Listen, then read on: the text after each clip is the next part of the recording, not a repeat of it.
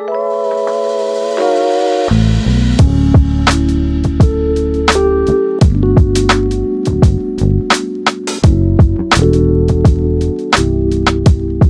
my name is Ron Fain. I'm with Fain Signature Group, and I'm very pleased you're here today. Thank you all for coming out. I know as a business owner and a professional that it takes something to walk away from your business and your income stream and making the economy work for the Quad City area to be here and learn something new. So personal thank you from me. I, like you, work hard every single day, but there's lots going on in community. And there's lots of places for me to receive information from the newspaper, from the radio, from social media, from online. This Signature Series is designed to have an intimate conversation with things that impact you as a business owner or a professional in your community and allow you as the professional to have an interaction with the topic that we're going to be talking about today, which happens to be economic impact of tourism. This year, this is the fourth of our events that we've held this year. This is the first year that we've done this. We feel as a family and as a business that you folks really are the economic engine for why the Quad City runs. And you need to have all the relevant information to make good business decisions for your business and for your families. So hopefully the information that we bring throughout the year is meaningful to you. And I'm glad you're here today, and thank you for showing up each and every event. We've had 4 of these. We've had over 400 registrations throughout the year, so thank you very much for that. And I'm just going to turn it over to Bailey, who's going to be our Master of Ceremonies, and we'll have a good program here for you today. Thank you.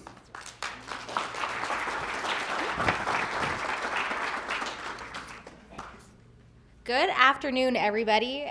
Welcome to the 4th installment of the Community Signature Series. Here, business leaders and industry experts gather to tackle key issues affecting our community. Today, we're focusing on economic impacts of major events in our communities, examining how these events shape the economic landscape of the Quad Cities area.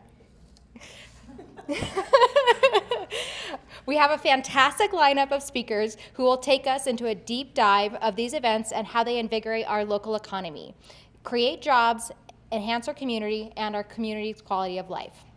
First up are Ann and Christina from the City of Prescott, who will unpack how our community benefits economically from these major events. Sherry with Arizona's Christmas City will be highlighting the economic buzz that the holiday season brings to this area.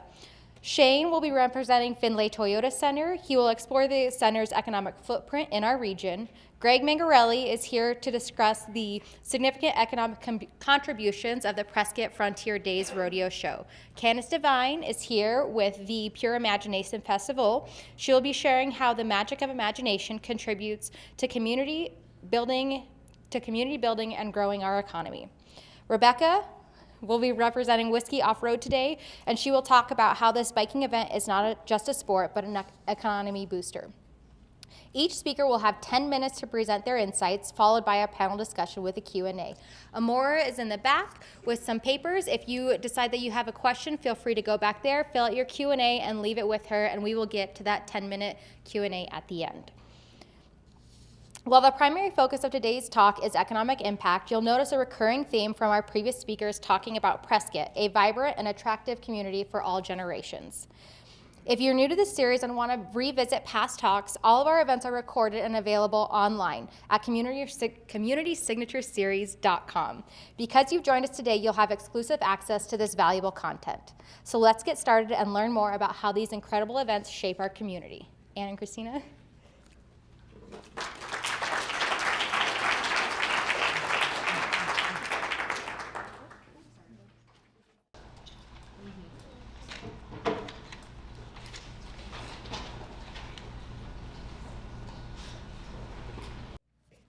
Well, good afternoon, everyone. It's great to see everybody here, and thank you to the Signature Series for having us. We were asked to open the session today to kind of set the importance of the events and their economic impact to our communities. Christina and I are with the City of Prescott Tourism Office. Our team also includes John Heine, our director, and Mike Kelly, our group sales manager. But we do just want everybody to know that we do dress our best when we need to show up for success. So this was us yesterday. And so, those should, again, we were speaking with the City of Prescott Tourism Office. So we all know that any and all events in this community benefit us regionally. So you're going to hear from events today in Prescott that benefit everybody regionally. You're going to hear from Shane, the Finlay Center, that benefits everybody regionally. Events are one important element of tourism, but they go above and beyond the economic impact to our region. They enhance our quality of life. They garner community pride. They are part of our brands and are an opportunity for businesses to engage with the community, as well as sponsorship dollars in return for your advertising reach that goes beyond the local market. There is a ripple effect from people going to these events.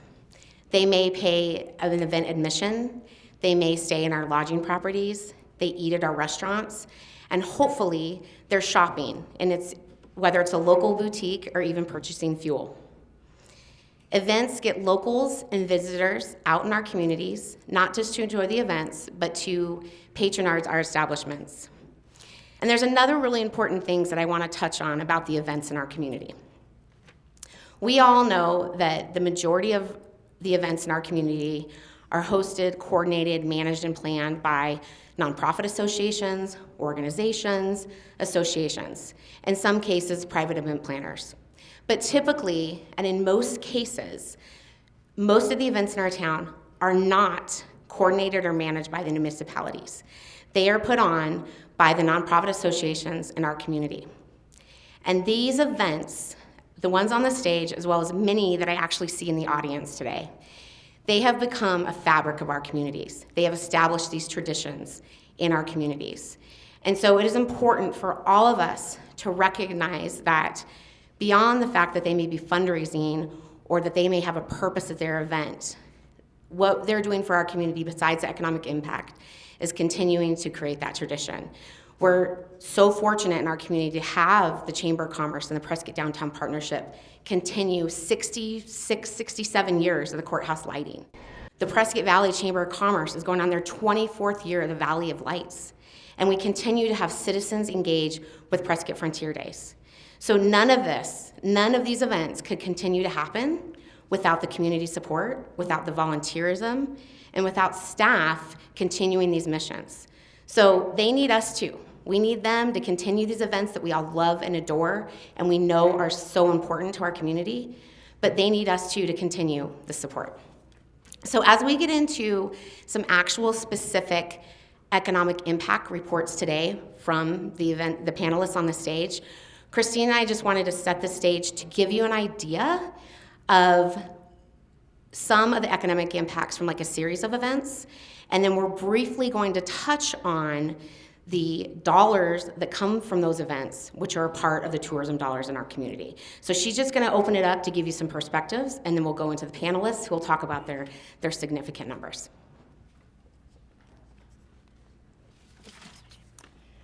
All right, so as Ann mentioned, we have numerous events in this region. Well, when looking at just the 8 signature arts and craft shows that happen on the downtown courthouse plaza, looking at 2019, we're talking about 2 events from the Mountain Artists Guild, the FIP and Western Heritage Art Show, Territorial Days, Bluegrass Festival, Rodeo Days, Fine Art and Craft Show, Fair on the Square, and Fall Fest. So just those 8 events, 8 weekends in Prescott. That generated $45 million in visitor spending, $5 million in tax revenue, for a total economic impact of $67 million.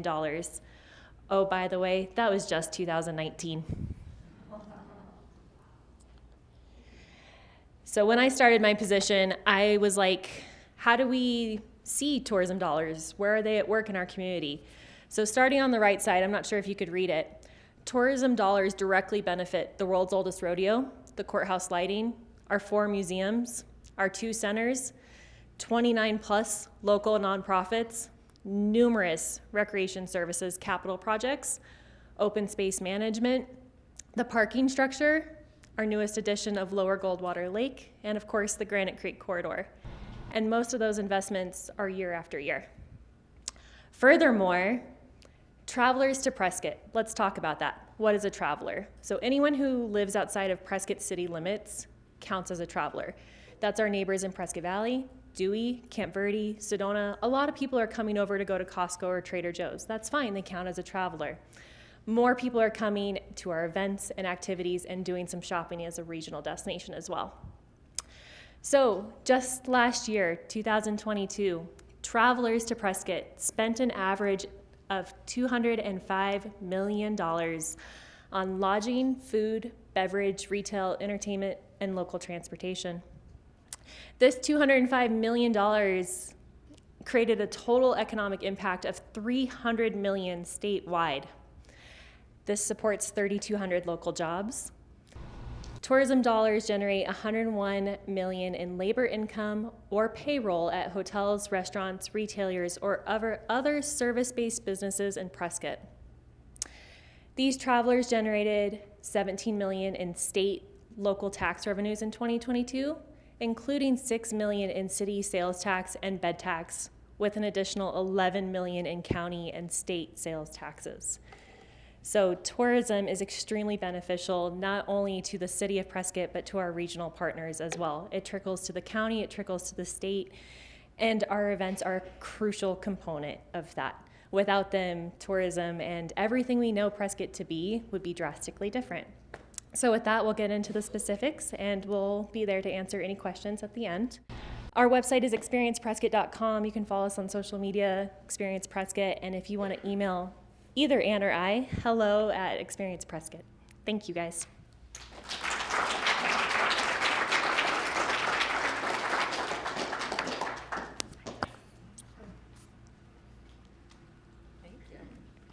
No wonder I'm tired. Wow.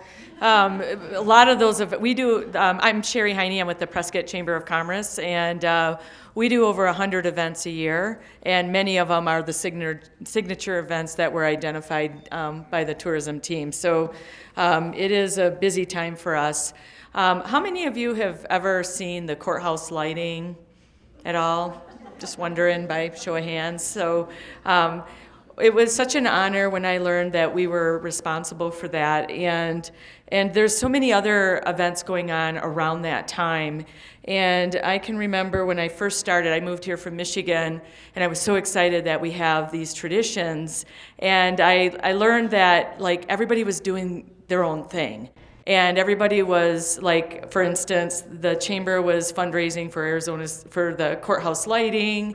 The Prescott Downtown Partnership is doing the night parade. We have the Acker night. We have the boot drop. And I thought to myself, wouldn't it make sense if we all kind of were under one umbrella and working together? And so we started to have those conversations with the team. And I know a few of our partners, Tracy Horn, who actually created all the beautiful marketing that we have. We started talking with the boot drop team first, and then the Prescott Downtown Partnership, and then Acker. And we decided that for us, it would make sense for us to collaborate together. We have the benefit of having, the chamber has a foundation as well, a 501c3, and all of this fits perfectly under the 501c3. So that's what this slide represents, is that we were all working separately, and now we're working together to raise funds and to help market. The other part of what we were all doing separately is I had a marketing budget, they had a marketing budget. When we put it all under one umbrella, we could really advance communicating and promoting the market. So to talk about our budget, for all of the events that I spoke about that we represent, the total budget is $200,000. Courthouse lighting is $120,000. The boot drop's $40,000. The light parade is $17,000. The Christmas parade is $13,000, and Acker night is $10,000. And if you're wondering why the Christmas parade is a little lighter than the holiday, it's because we're on the same night as courthouse lighting, so we can we can collaborate with some expenses there, which is really great. So you can see we're all raising big dollars. One of the things that I was recognizing with this panel is that a lot of the things that they're doing, they charge for. All of the things that we have going on here there's no charge. It's all free to the community. So these dollars we have to raise through businesses.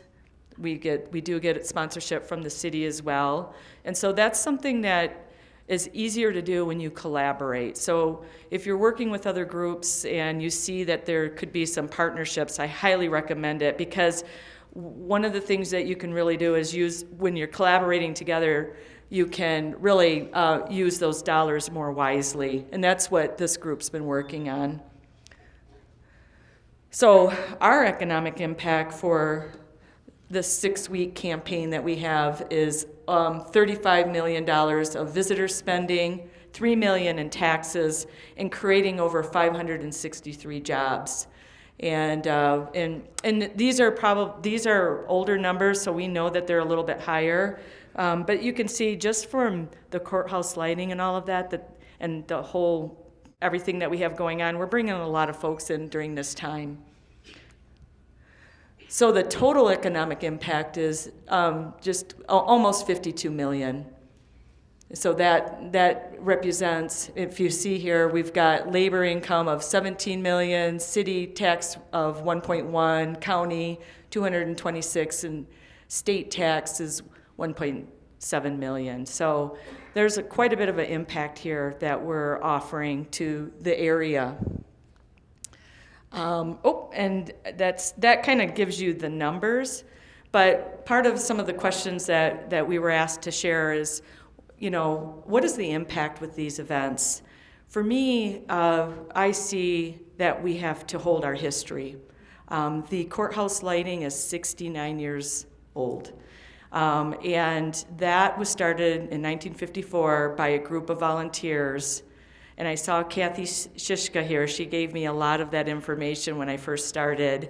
So we have history that we have to keep up. Prescott is the official Arizona's Christmas city through the state.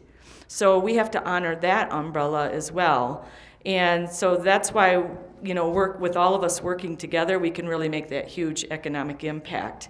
Some of the things that I've witnessed during these events, I've seen people get married. I've watched families with the traditional picture by that special tree or on the steps somewhere.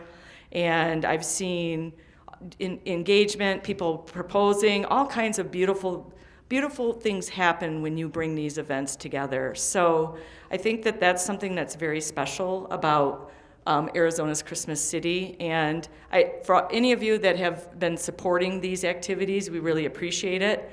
You can do that tomorrow evening. I'm going to do a selfish plug because I still have little time. But the Friends of the Jersey Lily has been really helping out with all of this. They actually do an auction, and I think we have a famous auctioneer that will be there. He's been there for several years helping us. You saw that our budget was $200,000. Their goal is to raise $70,000. So I think that that's pretty important. And so tomorrow from 5 to 9, you can come out and help support this. We couldn't do any of these events without the support of businesses. We have some major partners right now. Desert Financial really stepped up for us when we came under the umbrella. Also, the city has really helped us as well, and the Friends of the Jersey Lily. But it takes all of us to be able to do these things, and it's such an honor to hold those traditions, to keep them live, and to make sure that everybody has a beautiful enjoyment with all of these activities.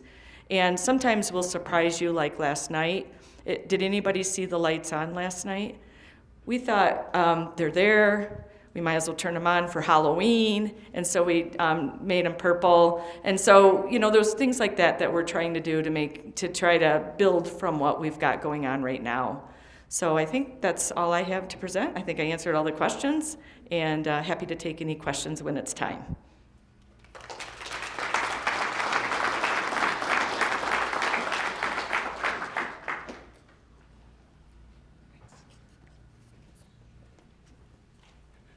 Hello, everyone.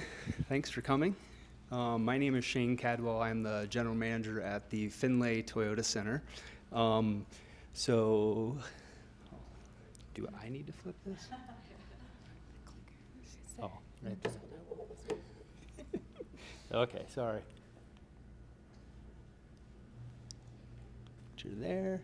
So, just kind of a little introductory view of the center. We're a multi-purpose facility. Obviously, we do a lot of different events. On an annual basis, we're now doing about 110 events a year, not including public skating, parking lot rentals, that type of thing. So it's a fairly heavy event load. Just to give you an idea, because I thought some of these in the last couple weeks were really good economic impact events. 5 days of the local dog show, Prescott Valley Outdoor Summit. We had a bull riding event, enduro cross, and then 2 days of a gun show. We are the home for the Northern Arizona Wranglers indoor football, so hopefully you've been over to see a game. Some of the things that we have coming up that I think also are ones that are really strong in terms of drawing people into our area. We're doing, for the first time, a youth gymnastics event. It's a state competition for youth girls. Paw Patrol, 4 shows in December, Mannheim's Steamroller Christmas concert. Monster Trucks always does really well for us, 2 sold-out shows in early January. The youth wrestling tournaments are obviously large. We draw a lot of people in from outside the area, people staying for sometimes 2-3 nights. We have 2 of those, one at the end of December, one at the end of January. In early February, we'll do Arena Cross. Will be 2 nights, a Friday night and a Saturday night. And then I would have to imagine that one of the biggest ones for the area in terms of economic draw is the AIA State Basketball Tournament. We are typically drawing 15 to 20,000 people, a lot of whom have to find a place to stay for at least one night. And then a new one that we have this year is a new group. It's called Going Beyond Live. It's a Christian women's event that will draw people from throughout the Southwest. So it'll be a fairly largely attended area, 2 to 3 nights for overnight stays. So that's a really big one for us. In terms of quality of life, I think, before we get to that, I'll just kind of hit on the sales tax generation. These figures are for the last 2 fiscal years, which for us run July 1st through the end of June each year. So you can kind of see the numbers there, 186 for state county, and then city at 89, 152 for the next year, fiscal year 23 ending at the end of June. We were 235 for state, town, and county, and then 109 for the city town tax. These figures don't include some of the revenues that funnel through the building. These are only direct that come through our books. There are, for instance, the team sells merchandise. There's a fairly large amount that they pay tax directly. There are, we have a higher than normal amount of trade show activity because there's not a convention center in our area. So we see a lot of sales tax that would be generated through vendor booth sales, through the sales that they do at those booths. There are some shows that will sell merchandise that pay tax directly. So there are quite a few other streams that go not through the building. So those aren't included in those those figures. So a facility like ours, obviously, in most areas, like it is here, it's owned by a municipality. The quality of life is one of the big benefits of having such a facility. Some of those benefits include the entertainment and activities, obviously. We do have a few cultural events, even though most of our stuff is concerts, shows, sports. obviously to stimulate economy, sense of pride in the facility and the major events that we do, community events where folks that grow up in this area get to graduate in a facility like this is a pretty special day in their lives. Recognition and enhanced perception for Prescott Valley and the region. There's obviously emotional attachment to the teams that play there. We have a lot of folks that come, especially for the team sports, that it's just a social gathering place and to network. And then obviously a really big one is the opportunities for youth participation, from ice skating to youth wrestling tournaments, gymnastics, all those types of things. I'm not very good about holding this up and then being able to click to the next slide. One of the good things about the timing on this, we actually did just apply to the state for some tourism dollars that was directly related to adding events to our schedule. So we actually were able to do a fairly robust economic impact study on what those events did that we had applied for. I broke it into a one event with 1,800 people in attendance. So they were able to use Placer AI and monitor traffic in and around the building for the last 5 years. So we were able to get a pretty good idea of who comes, where they come from, all those types of things that it's pretty spectacular that you can get that kind of data these days. But we are seeing about 34% come from outside of 50 miles. 20% that travel from over 100, and then I thought was pretty impressive is that for each of our events we're getting about 10% that come from outside 250 miles, which typically falls in the category or the line where people are going to stay overnight. So typically for each of our events, then about 10% are looking for a place to stay in the area. 15% of the attendees visited a restaurant prior to the event, and then 17.7 went after the event. So they have this tracking pretty good to a place where they know exactly. We actually get a pretty detailed report that shows what restaurant they went to, if they went to Walmart, which is right across the street, so you can really kind of see where everybody's going. Somewhat scary.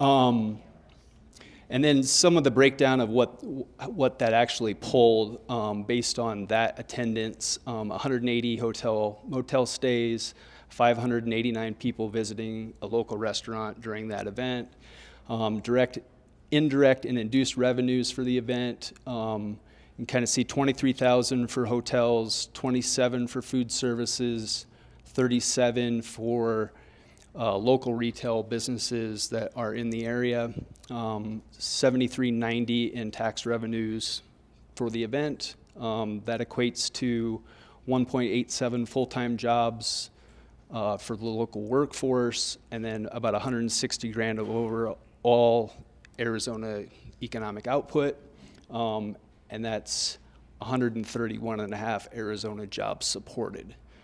So there's a lot of info there, but it's fairly significant even just on an event that does 1,800.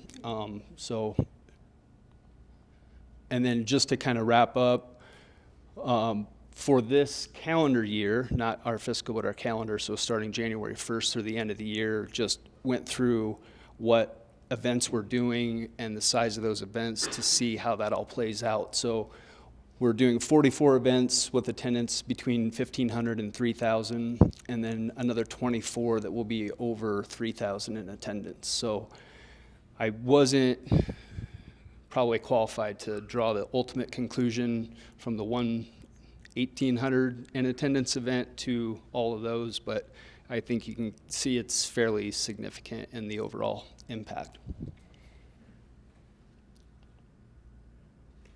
That's it.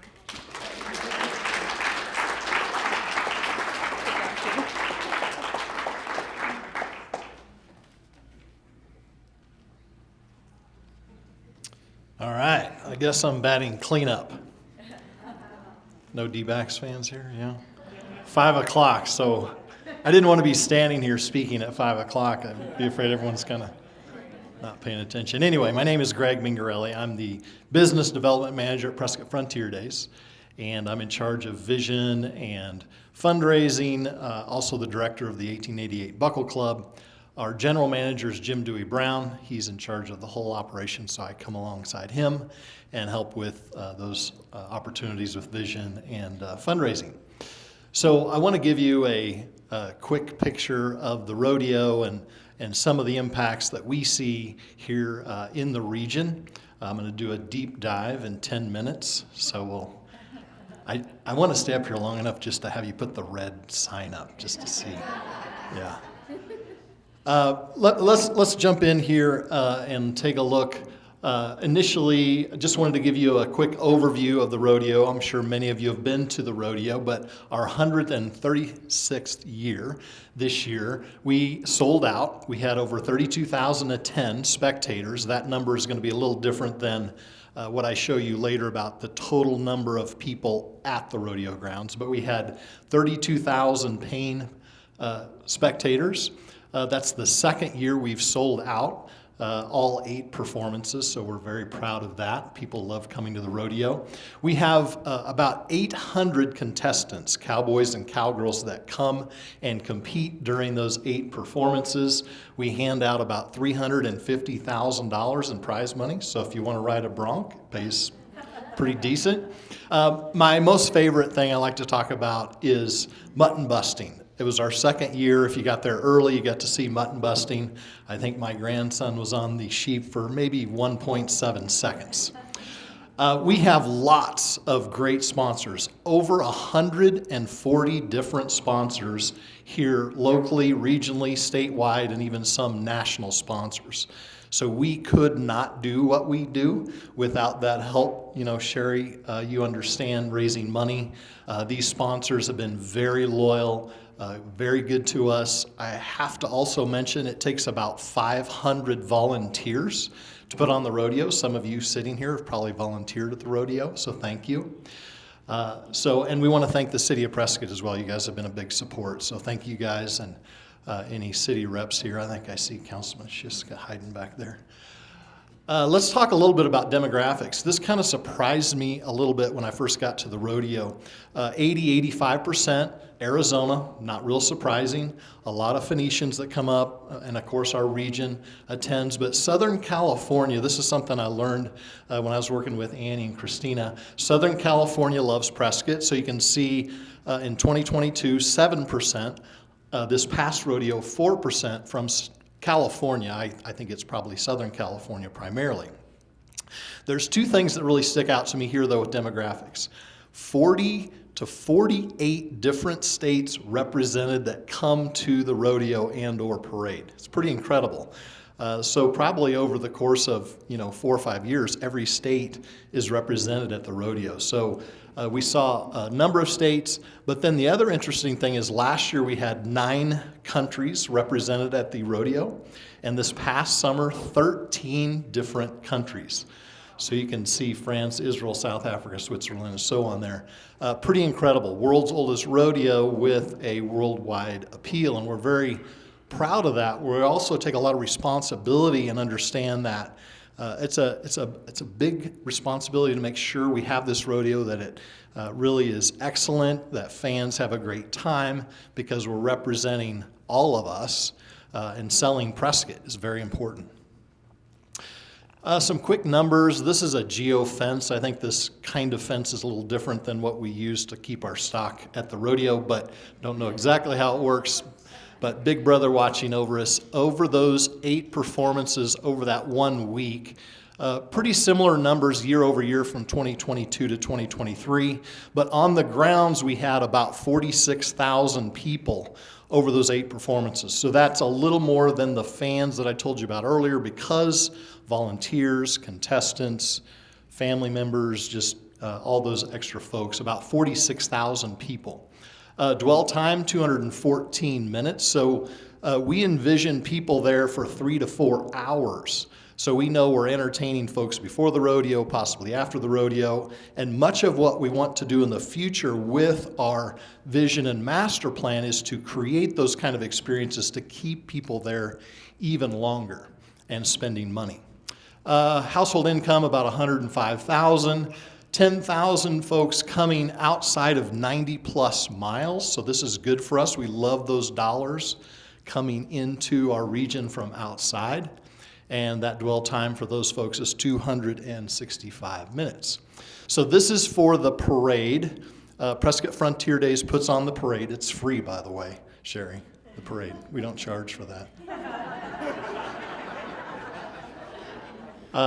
Let's see.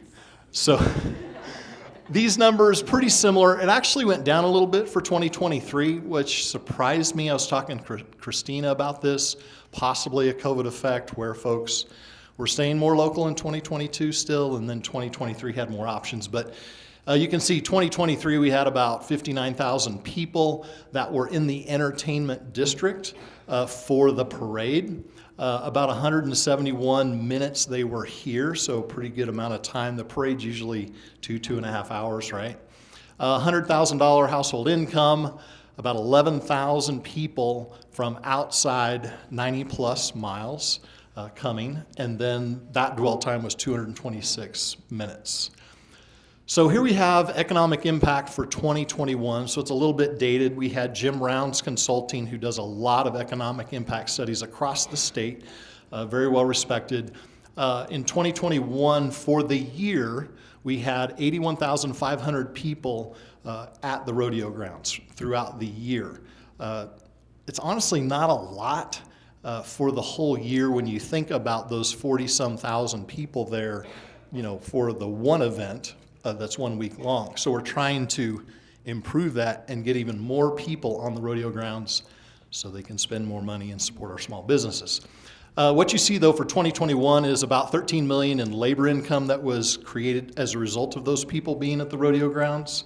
$33.5 million economic activity. Think of that as like GDP, where those dollars come in and circulate. And then taxes, we have $2.6 million for state, county, and local city tax. Which is a direct benefit for us locally. This is just 2022 extrapolated, 90,000 people at events, 14 million in labor, 37 million in economic activity for 2022, and then 2.9 million for state, county, and local taxes.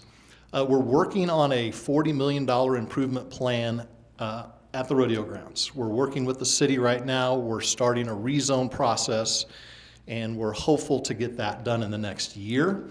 If that happens and we have $40 million of improvements, then you'll see 500 temporary jobs created, 27 million in wages, 75 million in economic activity, and then 2.8 million in state tax and 1.7 in city and local taxes. I want to end with something that Annie talked about with quality of life. Back in the late 1800s, when primarily this was mining and ranching, right? And these people lived a very lonely subsistence out in the middle of nowhere much of the year. But one time of the year, they would come together in Prescott and celebrate God, family, country. They'd celebrate their freedom, and they'd celebrate community, and they would celebrate meaningful relationships. And, a lot of times they wouldn't see people but once a year at the rodeo. And I think it's such an important tradition that we have, that for 136 years we've done that. And even today, we still celebrate God, family, country. We celebrate our community, and we celebrate meaningful relationships. And I'm so proud to be a part of our rodeo. Thank you.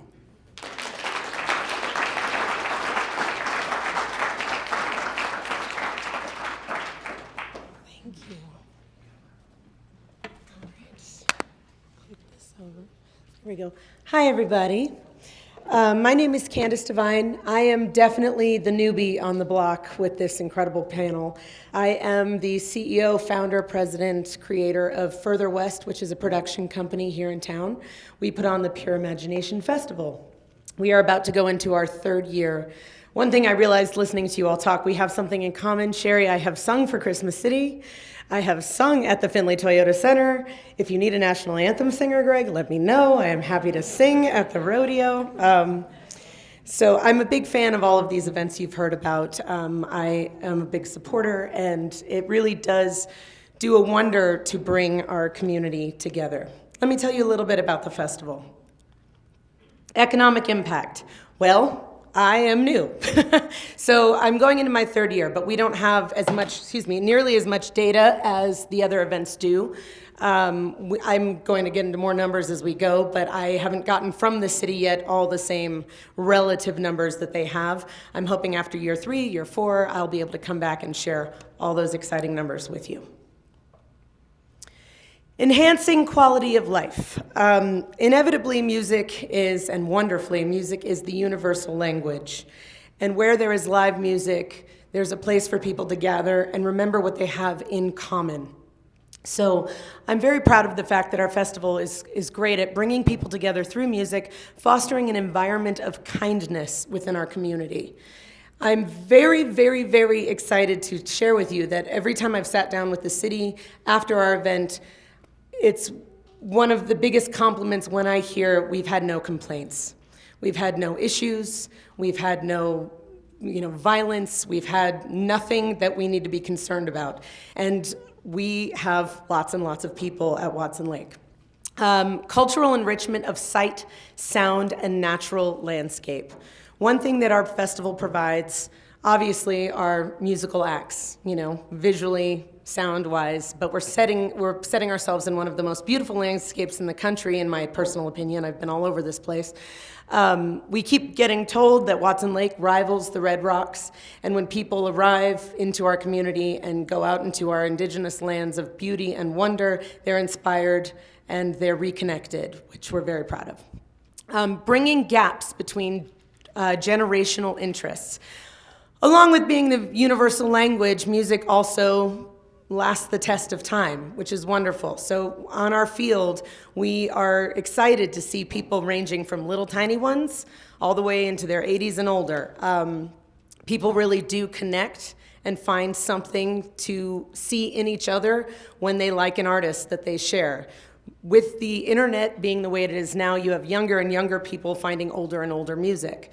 And so when we get out on that field and we see everybody dancing and sitting and singing along, you really can look across and see all age demographics. I don't know if you guys can see it very well here, but you have 3 different people of 3 different backgrounds and 3 different ages right here standing together, all enjoying the same artist, which is something I love to see.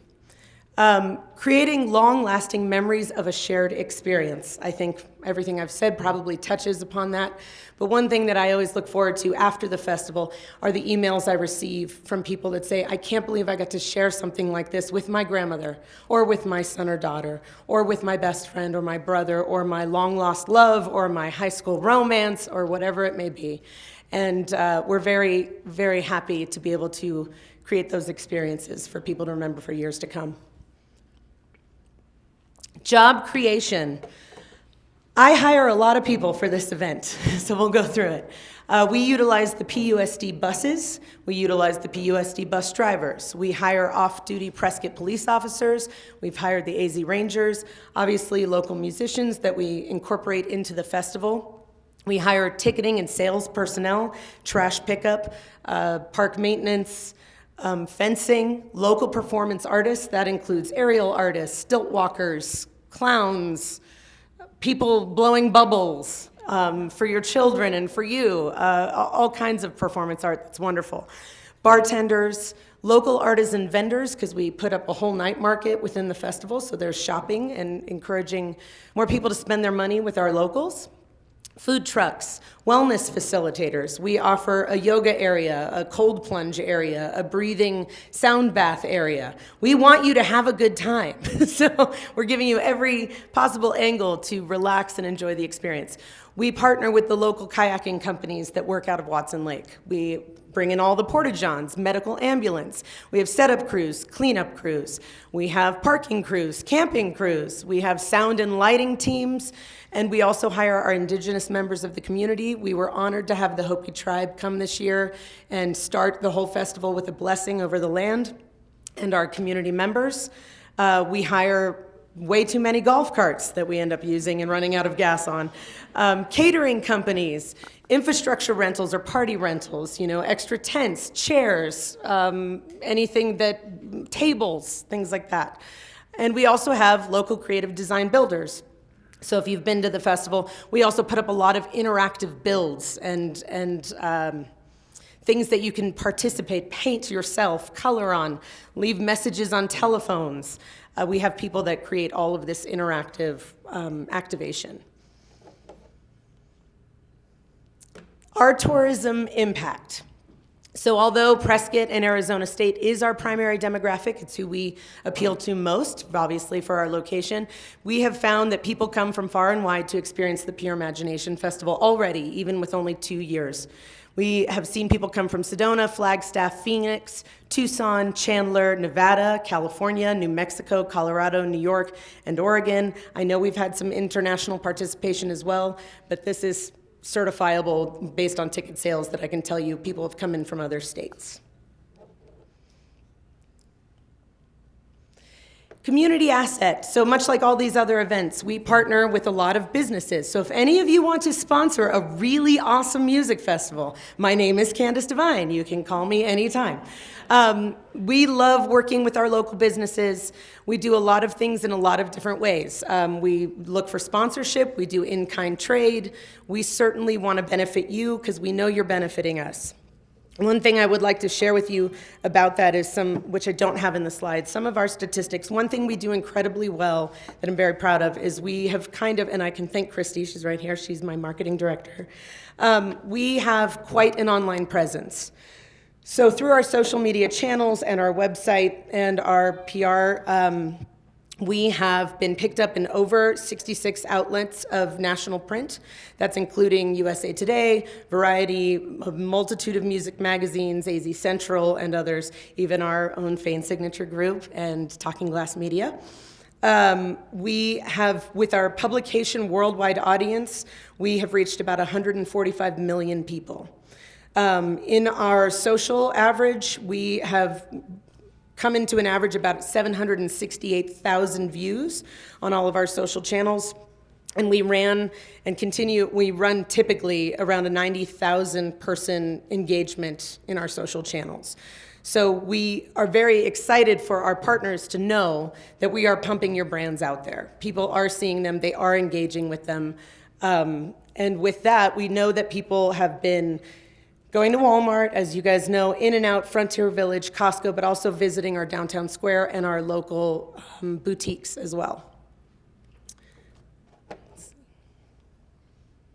Here's just some pictures, little eye candy.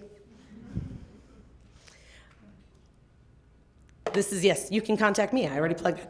Just for your knowledge, we ranged about 4,000 to 5,000 people on our inaugural year.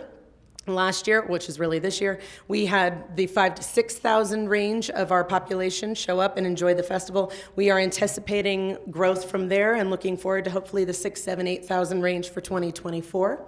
So we hope you will attend, and thank you for allowing me to be part of this wonderful panel.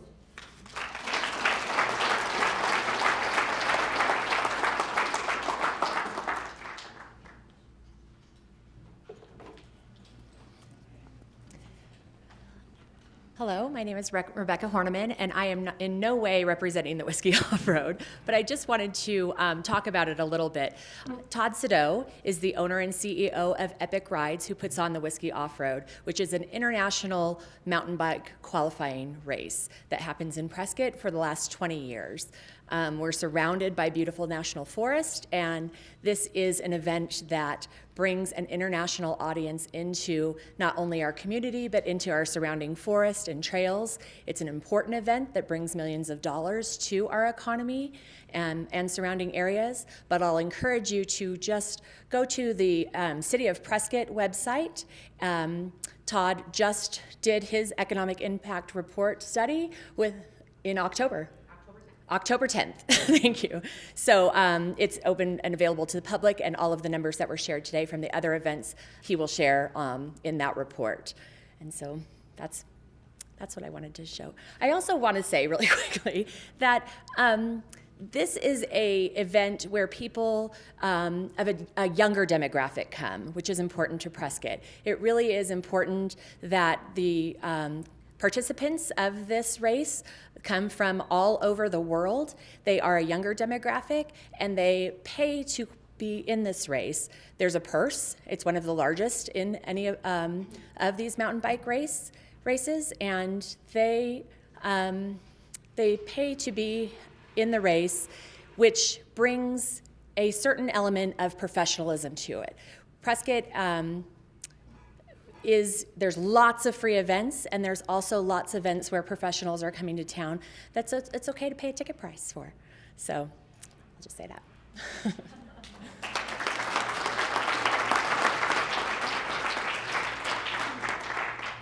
Okay, so I was gathering some questions at the back, and thank you to those that texted me because you had my number. Okay, for Pure Imagination. As the new event in town, has there been any roadblocks that seem unnecessary logistically? Parking. Parking. That's how we came to getting the PUSD school buses. We've had a great partnership with the Gateway Mall as well that allows us to put people in parking in their parking lots and be able to shuttle everybody in. The way the land sits, obviously for thousands of people, there is nowhere on 89 in which our attendees can park. So that is a constant, as we grow, that's a constant challenge. I love working with the PUSD school bus system. The drivers are incredible. The whole crew over there, everybody that works over there is absolutely incredible. But in the long run, if I could find a better solution so that people, especially people with handicap needs or more available parking close up, that would be anybody suggest, by all means. So is it the parking or is it the shuttling?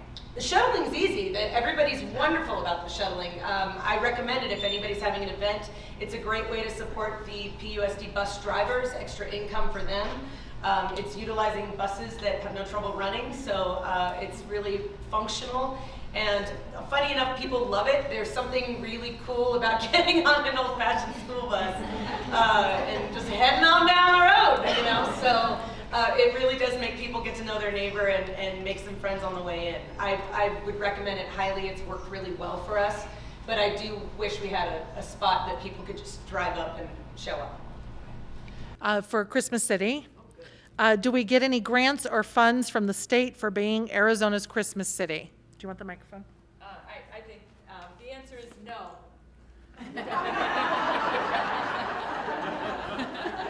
But we should. I'll work on that. City of Prescott, bed tax allotment for nonprofit event growth seems to have stopped growing. How do we get this marketing amount to increase? Okay, that's fine. Yeah, so I think is it on? Can you hear me? It's on. Hello? Hello? No, it's not on. I'll yell. Okay, I think what the question was about is the City of Prescott Tourism Office has a grant program.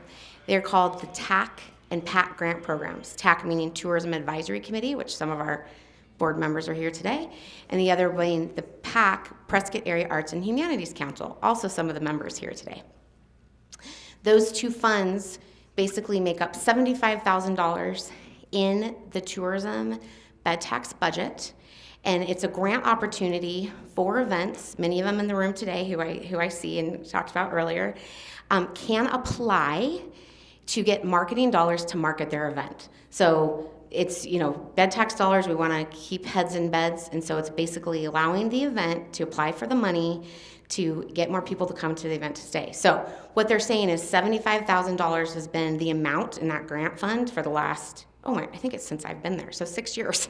And what we need is the community to go to the Tourism Advisory Committee, to go to our elected officials and ask if that can be increased, and then we would talk about it during the budget planning process. And so it's as simple as that, is just starting the conversation to talk about the importance of increasing that budget. Yeah. Our tourism advisory committee is aware of this subject and they are open to discussing it in January. TAC is a public meeting, so the second Wednesday, which I don't have a calendar in front of me, but the second Wednesday in January, if you're passionate about supporting the tourism grants, come. You can't speak at the meeting, but you can certainly show your presence and let them know that you're in support of these grants and hopefully the grant fund growing.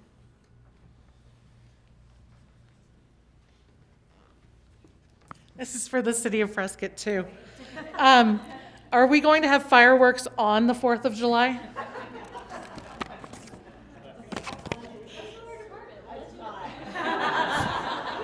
We are pushing for it. Okay, thank you. All right. For Greg, is there any traction on moving the rodeo, and what would be the impact of that move if it happened? Moving the rodeo. Well, I'm okay. Okay. We really, as an organization that runs the rodeo, would love to have it stay where it's been since 1913. We think it's important to our heritage. We have some amazing facilities there, particularly the grandstand that I think is iconic, that we really want to continue to have that tradition on those grounds. So at this point, with the rezoning with the city of Prescott, we're proposing to stay on that 34 acres, and we think we can do that well on that site. Parking can be a challenge. Yeah. And so I appreciate your help with that. That's a great idea. But no, we'd really like to stay where we're at, and that's what we're proposing in the rezone with the city of Prescott at this time. So we have a couple more minutes. Is there any questions in the crowd? I'll give up the mic. Look at you guys. It's like you guys know that there's still happy hour going on in the glass bar across the hallway until 6 p.m. Okay, here. Sponsor packets, if you unashamed. If you are a sponsor, I have sponsor packets. Would love to get those in, or if you want to explore that option for next rodeo, I'd love to talk to you about that. Same. I don't have packets, but I want to talk to you. Okay, so a big thank you to everybody for coming in today, and a special thank you to all of our event coordinators with your insights. And then I also want to thank our sponsors, Talking Glass Media and Western Family Values, our advisory committee, Ron Fain, Larry Larson, Rebecca Horniman, myself, Amora, and Ryan. Thank you all for attending this 4th event in our signature series. Don't forget to go to happy hour in the lobby, which is better known as Prescott Living Room. You all want to be there. Continue these conversations, and let's continue to grow these events and boost our economy. Thank you all for coming today.